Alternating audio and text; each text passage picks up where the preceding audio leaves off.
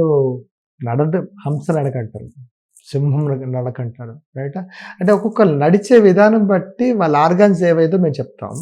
మీరు సింపుల్గా చూడండి, పాదం ఎప్పుడు మీరు పెళ్లి చూపుల్లో చూపిస్తారు చాలామందికి, అటు నడమ్మ అంటారు.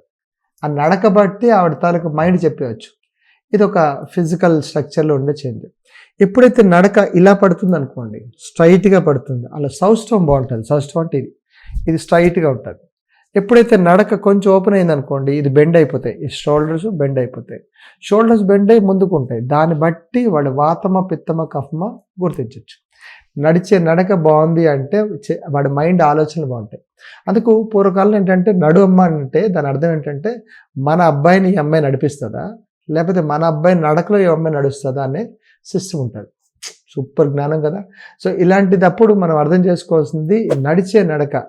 ఇంకోటి దాన్ని సక్రం చేయాలంటే అప్పుడు ఏం చేయరు, పాదాలు ఇవ్వు అంటారు. అంటే పాదం ముందు పాదం వేసుకొని గుడి చుట్టూ ప్రదక్షిణ చేయి అంటారు. అర్థమైంది? ఇవన్నీ దీన్ని సెట్ చేసేది యోగా. యోగ మార్గంలో ఉన్నప్పుడు ఏముంది, ధనురాసనంలో సెట్ అవుతుంది, శలభాసనంలో సెట్ అవుతుంది, వజ్రాసనంలో, శశాంకాసనంలో, ఉష్ట్రాసనంలో, చక్రాసనంలో, ఇన్ని ఆసనాస్ మీ ప్రాపర్ నడకను అలైన్ చేస్తుంది. అండ్ అలైన్ ఖగాసనం వేస్తారు ఇంకో కరెక్ట్ నడుము దిగుతూ ఉంటుంది. ప్లీజ్ అర్థం చేసుకోండి, టైం ఇవ్వండి. ఎందుకు ప్రాబ్లం వచ్చిందో, నా మైండ్ ఎందుకు ఉంటుందో మీరేం అర్థం చేసుకోకపోతే ఎలా? This are all comes under yogic science. Yoga science కలిపి ఎప్పుడైతే మనం అర్థం చేసుకొని చేస్తామో ప్రాపర్గా ఉంటుంది. నడక నడిచేటప్పుడు పాదాలు పక్కకి వెళ్తున్నా చూడండి, ఒక పాదం ముందు ఉంటుందో పక్కకు వెళ్తారు, లేకపోతే రెండు ఓపెన్ అయిపోతాయి, రైట్? లేకపోతే రెండు తొడలు దగ్గర అయిపోతాయి, రెండు మోకాలు దగ్గర అయిపోతాయి. ఆ ప్రాబ్లం బట్టి స్పైనల్ సిస్టంలో రక్తం వెళ్ళట్లే.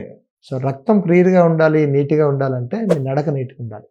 ఇలాంటివన్నీ ఎన్నో విషయాలు యోగిక్ సైన్స్లో, ఇంకొన్ని విషయాలు మనం ఇన్స్టా లైఫ్లో తెలుసుకుందాం. నమస్కారం.